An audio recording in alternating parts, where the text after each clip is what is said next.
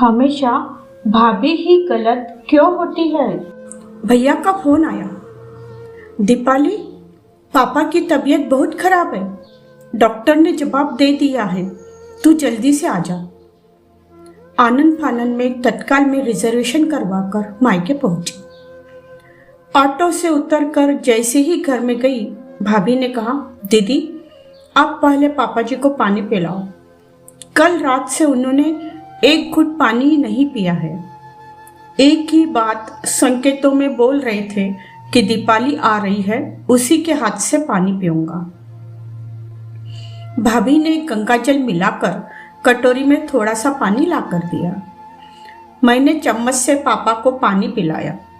पानी पीने के बाद पापा धीरे धीरे थोड़ा इशारों में बोले, बेटा अब तू आ गई है, मैं तेरी ही राह देख रहा था, अब मेरे प्राण निकल जाएंगे।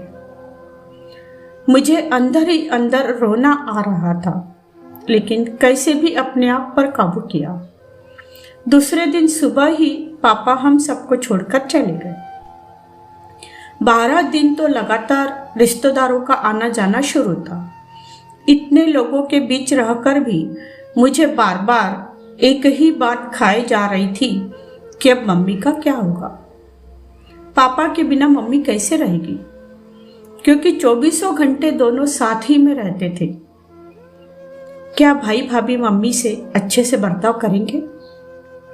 सब ईश्वर भरोसे छोड़कर मन को तसल्ली दे देती थी कि सब अच्छा ही होगा।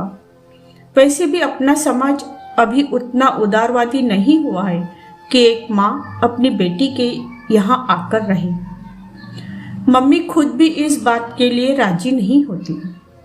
बेटा बहू चाहे जैसे भी रखे, रहेगी तो अपने खुद के ही घर में। वापसी के पहले दिन मम्मी ने भैया से कहा, पापा की संपत्ति में से उनकी निशानी के तौर पर दीपाली को कुछ दे दे। वैसे भी आजकल दीपाली की स्थिति कुछ अच्छी नहीं चल रही है। तेरे पापा ने भी कहा था कि हम दीपाली की कुछ मदद कर देंगे, लेकिन वे कुछ कर पाते इसके पहले ही। मैंने विरोध दर्शाते हुए कहा, मम्मी मुझे कुछ नहीं चाहिए। पापा ने मुझे बहुत कुछ दिया है, मुझे पढ़ाया लिखाया, अच्छे घर में एवं बहुत धूमधाम से शादी की, और सबसे बड़ी बात, बहुत अच्छे संस्कार दिए। हाँ, दीपाली ठीक कह रही है।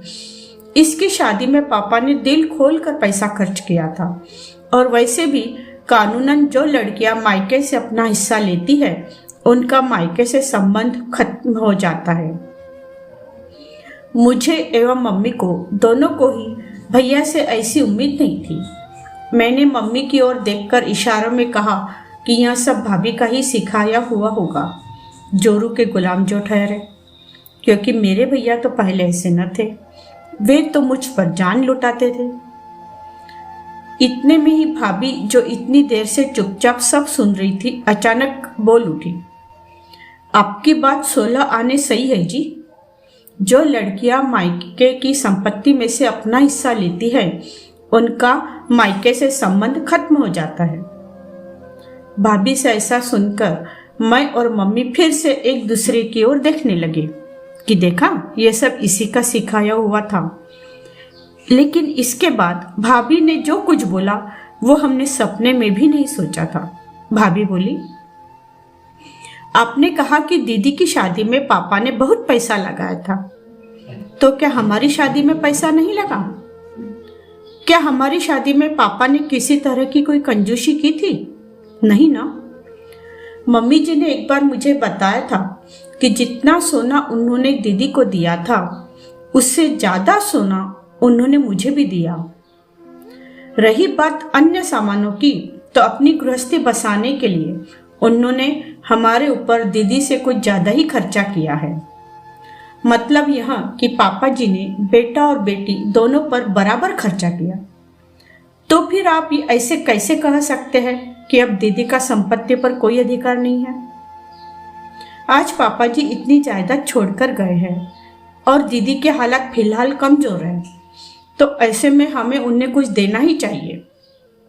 क्या आपको याद है कि आपने पापा जी की अंगूठे और चेन आदि लॉकर में रखते वक्त क्या कहा था? यही कहा था ना कि ये मेरे पापा की निशानी है, इन्हें किसी भी स्थिति में मैं कभी भी नहीं बेचूंगा। हाँ कहा था। तो फिर क्या आपने कभी सोचा कि आपके पास तो पापा जी की निशानी के रूप में उनके द्वारा बनाया हुआ इतना बड़ा मकान है, उन्हीं की मेहनत से आज अपनी कपड़े की दुकान पूरे शहर में नंबर 1 पर है, बैंक में इतना बैलेंस है, दीदी भी पापा जी की ही बेटी है, लेकिन दीदी के पास पापा जी की निशानी के रूप में क्या है?